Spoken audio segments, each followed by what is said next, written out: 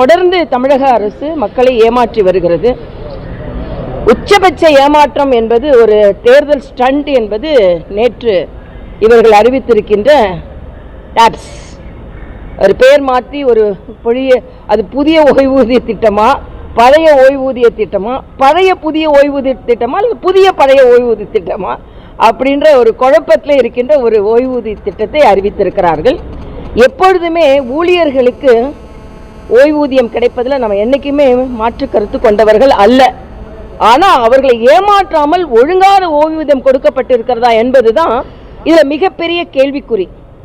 மகாத்மா காந்தி பெயரை மாற்றிட்டு மரியாதைக்குரிய பாரத பிரதமர் அதை விரிவுபடுத்தினார்கள்.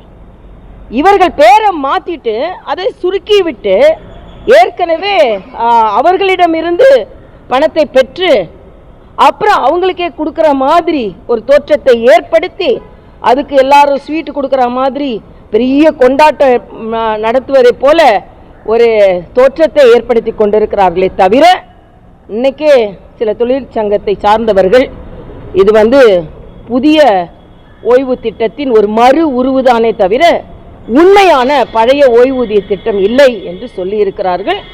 அதனால் இது ஒரு புதிய மொந்தையில் பழைய கல், பழைய மொந்தையில் புதிய கல் என்று தான் எடுத்துக்கொள்ள வேண்டும்.